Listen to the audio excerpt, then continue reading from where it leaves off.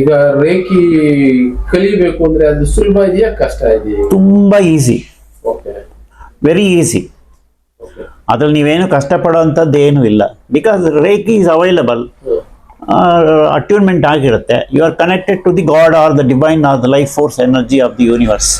Connect ಮಾಡ್ಕೊಂಡಾಗ ನೀವು ಅದನ್ನು ಡ್ರಾ ಮಾಡೋಕ್ಕೆ ನಿಮ್ಗೆ ಅರ್ಹತೆ ಸಿಗುತ್ತೆ. ಯಾವಾಗ ದೀಕ್ಷೆ ತಗೋತೀರಾ, ದೀಕ್ಷೆ ತಗೊಂಡು ಅರ್ಹತೆ ಸಿಕ್ಕಿದ ಮೇಲೆ 21 ದಿವಸ ನಾವು ಪ್ರಾಕ್ಟೀಸ್ ಮಾಡಿದ್ಮೇಲೆ ಯು ಕ್ಯಾನ್ ಹೀಲ್. ಯಾರಿಗೆ ಬೇಕಾದ್ರೂ ಹೀಲ್ ಮಾಡ್ಬೋದು, ನಿಮಗೂ ಮಾಡ್ಕೋಬೋದು, ಬೇರೆಯವ್ರಿಗೂ ಮಾಡ್ಬೋದು. ಪ್ರಾಣಿ ಪಕ್ಷಿ ಗಿಡ ಮರಗಳು ಯಾವುದಕ್ಕೆ, ಭೂಮಿಗೆ, ಆಕಾಶಕ್ಕೆ, ನಿಮ್ಮ ಪ್ಲಾನೆಟ್ಸ್ಗೆ ಎಲ್ಲದಕ್ಕೂ ಹೀಲ್ ಮಾಡ್ಕೋಬೋದು.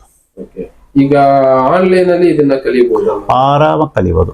ಆನ್ಲೈನಲ್ಲೂ ದೀಕ್ಷೆ ಕೊಡ್ಬೋದು, ಆನ್ಲೈನಲ್ಲಿ ಕೂಡ. ಯಾಕಂದ್ರೆ ರೇಖಿ ಇದೆ ಡಿಸ್ಟೆನ್ಸ್ ಹೀಲಿಂಗ್ ಅಲ್ಲಿ ಮಾಡ್ಬೋದಲ್ವಾ. You can do send healing or attunement by online. Online ಯಾವ ತರ ಹೀಲಿಂಗ್? ಆನ್ಲೈನ್ ಹೇಗೆ ಮಾಡೋದು ಅಂತಂದ್ರೆ, ಒಂದು ವಿಡಿಯೋ ಕಾಲ್ ಮಾಡ್ಕೋಬಹುದು. ಇಲ್ಲ ಅಂತಂದ್ರೆ ವಿಡಿಯೋ ಕಾಲ್ ಇಲ್ಲ ಅಂದ್ರೆ ಅವ್ರಿಗೆ ಫೋನ್ ಮಾಡಿದ್ರೆ ಸಾಕು. ಆ ಟೈಮಲ್ಲಿ ಅವ್ರು ಒಂದ್ ಕಡೆ ಕೂತ್ಕೋಬೇಕು. ನಾವು ಹೇಳ್ದಂಗೆ ಒಂದು ಧ್ಯಾನ ಸ್ಥಿತಿನಲ್ಲಿ ಇರಬೇಕು. ಹೀಗಿದ್ದಾಗ ಅವ್ರಿಗೆ ನಾವು ಹೇಳ್ಕೊಡ್ತೀವಿ ಹೀಗಿರಿ ಅಂತ ಹೇಳಿ. ಅವ್ರು ಅದನ್ನ ಫಾಲೋ ಮಾಡಿದ್ರೆ ನಾವು ಇಲ್ಲಿಂದನೇ ಅಟ್ಯೂನ್ಮೆಂಟ್ ಮಾಡ್ಬೋದು. ಸರ್, ರೇಖಿ ಕಲ್ತ ಮೇಲೆ ಏನಾದ್ರು ಇದನ್ನೇ ಪಾಲಿಸ್ಬೇಕು, ಈಗ ಬೆಳಗ್ಗೆ ಹೊತ್ತು ಹೀಗಿರ್ಬೇಕು, ರಾತ್ರಿ ಹೊತ್ತು ಫಾಲೋ ಮಾಡಬೇಕು ಅಂತ ಏನಾದ್ರು ರೂಲ್ಸ್ ಆತರ ಏನಾದ್ರು? ರೂಲ್ಸ್ ಅಂತ ಏನು ಇಲ್ಲ, ಅದನ್ನ ನಾವೇ ಅಳವಡಿಸ್ಕೋಬೇಕು. ಯಾಕೆ ಅಂತಂದ್ರೆ ರೇಖಿ ಕಲ್ತ ಮೇಲೆ ನಮ್ದು ಲೈಫ್ ಸ್ಟೈಲ್ ಚೇಂಜ್ ಆಗುತ್ತೆ.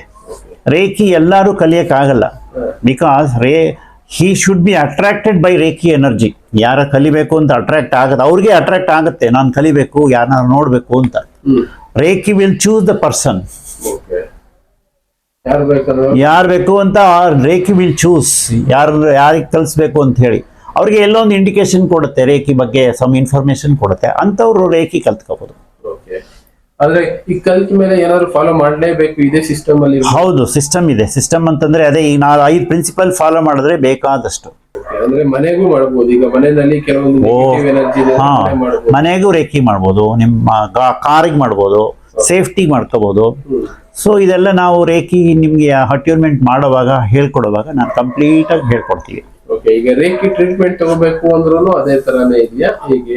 ಹೌದು, ರೇಖಿ ಟ್ರೀಟ್ಮೆಂಟ್ ತಗೋಬೇಕಾದ್ರೂ ನಾವು ಕೆಲವೊಂದು ಪ್ರಿನ್ಸಿಪಲ್ ಫಾಲೋ ಮಾಡಬೇಕು. ಸುಮ್ಮನೆ ನಾವು ಹೆಂಗ ಬೇಕಾ ಬಿಟ್ಟು ಇರಬಾರ್ದು.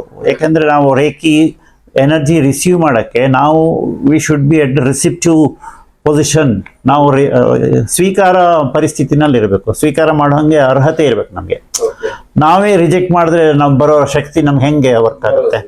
ಸೊ ನಾವು ರೆಡಿ ಇರಬೇಕು, ಮೆಂಟಲಿ, ಎಮೋಷನಲ್ ಆ್ಯಂಡ್ ಫಿಸಿಕಲಿ ನಾವು ರೆಡಿ ಇದ್ರೆ ಏನ್ ಬೇಕಾದ್ರೂ ಮಾಡ್ಬೋದು.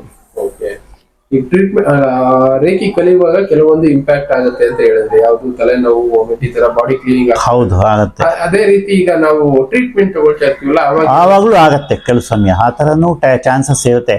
ಕೆಲವರಿಗೆ ನೋವು, ಮಂಡಿ ನೋವು ಇದ್ರೆ ಜಾಸ್ತಿ ಆಗ್ಬೋದು, ಅಥವಾ ವಾಮಿಟಿಂಗ್ ಏನಾದ್ರು ಆಗ್ತದೆ ಸ್ವಲ್ಪ ಮಟ್ಟಿಗೆ ಜಾಸ್ತಿ ಆಗ್ಬೋದು. ಅದಾದ್ಮೇಲೆ ಕಡಿಮೆ ಆಗುತ್ತೆ. ಈಗ ವಾಸಿ ಆಗದೆ ಇರೋ ಕಾಯಿಲೆಗಳು ಅಂತ ಇರುತ್ತೆ ಕೆಲವೊಂದು. ಯಾವುದು? ಎಕ್ಸಾಂಪಲ್ ವೀಸಿಂಗ್ ಇರ್ಬೋದು, ಅದನ್ನ ಬಿಟ್ರೆ ಅಸ್ತಮಾ, ಟಿಬಿ ಆಗ್ಬೋದು. ಇವೆಲ್ಲ ಲಾಂಗ್ ಟರ್ಮ್ ಆದ್ರೂ ಅದಕ್ಕೆ ಹೀಲಿಂಗ್ ಮಾಡ್ಬೋದು. ಅದಕ್ಕೆ ಆ ರೋಗಿಯ ಒಂದು ಸಹಕಾರ ಬೇಕು. ಅವ್ರ ಕೆಲವೊಂದು ಆಹಾರ ಪದ್ಧತಿ, ಅವ್ರ ಲೈಫ್ ಸ್ಟೈಲು ಚೇಂಜ್ ಮಾಡ್ಕೋಬೇಕು. ಆಮೇಲೆ ಅವರು ಕಂಟಿನ್ಯೂಸ್ ಆಗಿ ಆ ರೇಖಿ ಜೊತೆ ಸಂಪರ್ಕ ಇಟ್ಕೋಬೇಕು. ಅಂದ್ರೆ ನಾವು ಮಾಡೋ ಹೀಲಿಂಗ್ ಅವ್ರು ರಿಸೀವ್ ಮಾಡೋ ಹಂಗಿರ್ಬೇಕು. ಅವ್ರು ನಮ್ಮ ಜೊತೆ ಕಾಂಟ್ಯಾಕ್ಟ್ ಅಲ್ಲಿ ಇರಬೇಕು. ಸೊ ಅವಾಗ ಏನಾಗುತ್ತೆ, ಕಾಂಟ್ಯಾಕ್ಟ್ ಅಂದ್ರೆ ಫೋನಲ್ಲಿ ಇದ್ರೂ ಸಾಕು. Reiki can be distance healing ಅಲ್ಲಿ ಇಲ್ಲಿಂದ ಯಾವ ದೇಶಕ್ಕೆ ಬೇಕಾದ್ರೂ ಕಳಿಸುವಂತ ಶಕ್ತಿ ಅದಕ್ಕೆ ಇದೆ. ಎಲ್ಲಿಗೆ ಬೇಕಾದ್ರೂ ಕಳಿಸ್ಬೋದು. ಕೆಲವೊಂದು ಪ್ರೊಸೀಜರ್ ಫಾಲೋ ಮಾಡಿದ್ರೆ ಈಸಿ ಆಗತ್ತೆ. Reiki can do anything. Reiki healing ಯಾವ್ದನ್ನ ಬೇಕಾದ್ರೂ ಹೀಲ್ ಮಾಡುತ್ತೆ. ದೈಹಿಕವಾಗಿ, ಮಾನಸಿಕವಾಗಿ, ಆಧ್ಯಾತ್ಮಿಕವಾಗಿ ಎಲ್ಲಾ ರೀತಿಯಿಂದನೂ ಹೀಲ್ ಮಾಡಬಹುದು. ಈಗ ರೇಖಿ ಕಲಿಬೇಕು ಅಂದ್ರೆ ಯಾವ ರೀತಿ ಕಲಿಯೋದು? ರೇಖಿ ಕಲಿಬೇಕು ಅಂತಂದ್ರೆ ಅವರು ಮೊದಲೇ ಒಂದ್ ದಿವಸ ಮುಂಚೆ ಹೇಳಿರ್ಬೇಕು. ಅವ್ರು ನೆಕ್ಸ್ಟ್ ಡೇ ಅವರು ಒಂದು ಸಾಲ್ಟ್ ವಾಟರ್ ಬಾತ್ ಮಾಡಬೇಕು. ತಲೆಗೆ ಎಣ್ಣೆ ಹಾಕಬಾರ್ದು. Because they should be loose ಆಗಿರುವಂತ ಶರ್ಟ್ಸ್ ಅಥವಾ ಡ್ರೆಸ್ ಹಾಕೊಂಡಿದ್ರೆ ಫ್ರೀ ಆಗಿರ್ಬೇಕು. ಬಾಡಿ ರಿಸಿಪ್ಟಿವ್ ಪೊಸಿಷನ್ ಅಲ್ಲಿ ಇದ್ರೆ ರೇಖಿ ಕಲ್ತ್ಕೋಬಹುದು ಅವರು. ಅಲ್ಲಿಂದ 21 ಡೇಸ್ ಅವ್ರಿಗೆ ನಾವು ಹೇಳ್ಕೊಡ್ತೀವಿ ಈ ತರ ಪ್ರಾಕ್ಟೀಸ್ ಮಾಡಬೇಕು ಅಂತ ಹೇಳಿ. ಇನ್ಕ್ಲೂಡಿಂಗ್ ರೇಖಿ ಪ್ರಿನ್ಸಿಪಲ್, ಸಿಂಬಲ್ಸ್ ಮತ್ತೆ ಫಾಲೋ ದ ಸಿಸ್ಟಮ್. ಇದಿಷ್ಟು ಫಾಲೋ ಮಾಡಿದ್ರೆ 21 ದಿವಸ ಆದ್ಮೇಲೆ they will become reiki student ಆಗ್ತಾರೆ. ಓಕೆ 1ನೇ ಡಿಗ್ರಿ 2ನೇ ಡಿಗ್ರಿ ಮತ್ತು 3ನೇ ಡಿಗ್ರಿ 3A ಅಂತ ಹೇಳಿ ಮಾಸ್ಟರ್ ಡಿಗ್ರಿ ಎಲ್ಲ ಇವೆಲ್ಲ ಮಾಡ್ಕೊಂಡು ಹೋಗ್ತಾರೆ. 2 ಡಿಗ್ರಿ 3 ಡಿಗ್ರಿ ಆದ್ಮೇಲೆ ಅವರು ಟ್ರೀಟ್ಮೆಂಟ್ ಕೊಡೋಕೆ ಶುರು ಮಾಡಬಹುದು. 2ನೇ ಡಿಗ್ರಿ ಆದ್ಮೇಲೆ ಟ್ರೀಟ್ಮೆಂಟ್ ಕೊಡ್ಬೋದು. ಓಕೆ 1ನೇ ಡಿಗ್ರಿಯಿಂದಲೇ ಟ್ರೀಟ್ಮೆಂಟ್ ಕೊಡಕ್ ಬರೋದಿಲ್ಲ. ಓಕೆ 2ನೇ ಡಿಗ್ರಿ ನಂತರ 3 ಸಿಂಬಲ್ ಇರುತ್ತೆ. ಆ ಸಿಂಬಲ್ ಅಲ್ಲಿ ಅವರು ರೇಖಿ ಹೀಲಿಂಗ್ ಎಲ್ಲ ಮಾಡಿ 21 ದಿವಸ ಆಗ್ಬೇಕು ಅದಕ್ಕೆ. ಓಕೆ ಅಂದ್ರೆ ಎಲ್ಲರೂ ಪಾಸ್ ಆಗ್ತಾರ ಇಲ್ಲ ಫೇಲ್ ಆಗೋ ಚಾನ್ಸಸ್ ಇರುತ್ತೆ?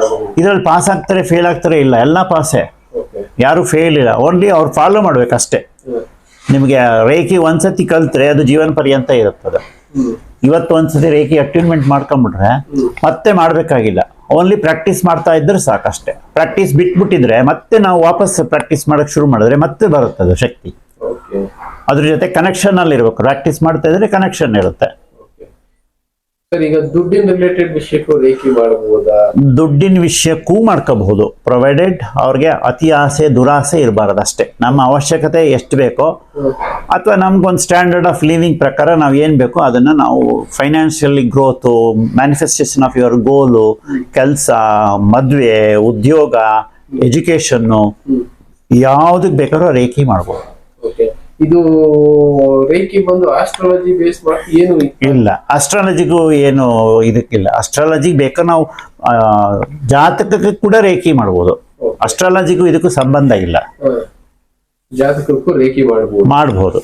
ಓಕೆ ರೇಖಿ ಅಂದ್ರೆ ಸಿಂಬಲ್ಸ್ ಗಳೆಲ್ಲ ಇರುತ್ತೆ. ಅಂದ್ರೆ ಈಗ ಮನೆಯಲ್ಲಿ ಪಿರಮಿಡ್ ಅದು ಇದೆಲ್ಲ ಬಳಸ್ತಾರಲ್ಲ, ಹೌದು. ಹಾ, ಅದರಲ್ಲಿ ಕೆಲವೊಂದು ಸಿಂಬಲ್ ಗಳು ಇರುತ್ತಲ್ಲ, ಆತರ ಏನಾದ್ರು? ಇಲ್ಲ, ರೇಖಿನಲ್ಲಿ ಸಿಂಬಲ್ಸ್ ಬೇರೆ ಬೇರೆ ತರ ಇರುತ್ತೆ. ಅದು ತುಂಬಾ ಸಿಂಬಲ್ಸ್ಗಳು ಸುಮಾರಿದೆ. ಮೇನ್ಲಿ ಯೂಸ್ ಮಾಡೋದು ನಾವು ಮೇಜರ್ಲಿ 4 ಸಿಂಬಲ್ ಯೂಸ್ ಮಾಡ್ತೀವಿ.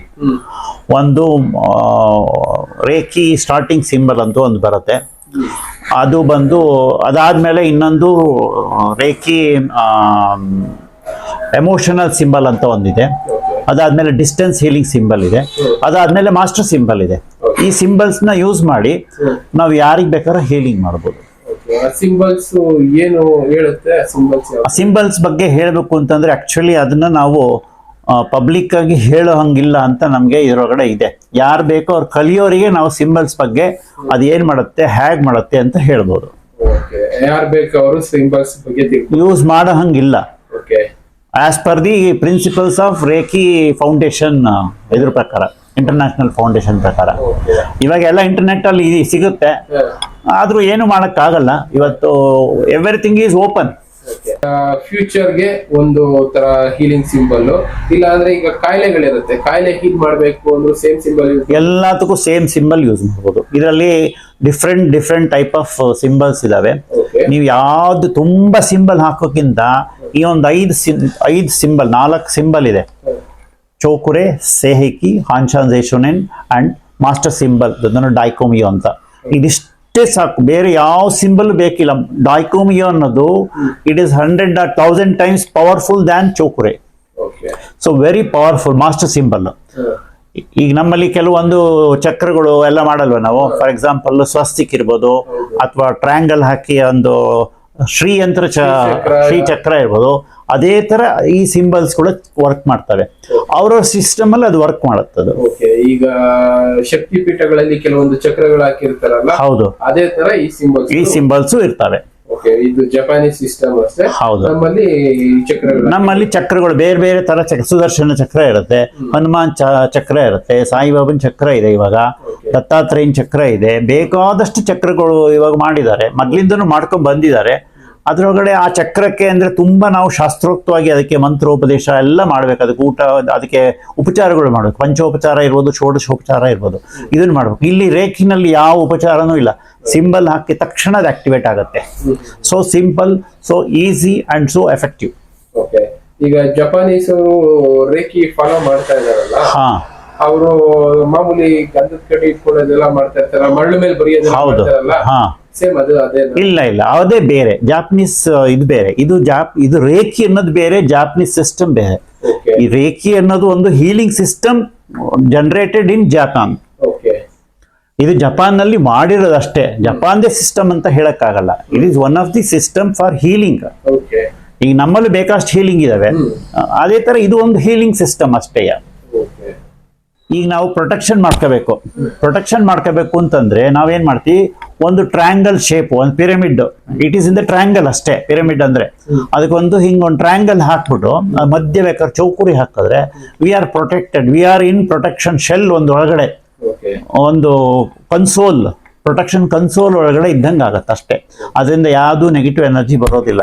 ಈಗ ಲಕ್ಷ್ಮಣ ರೇಖೆ ಹಾಕಲ್ವಾ, ಅದೇ ಥರನೇ ಇದು ಅಷ್ಟೇ.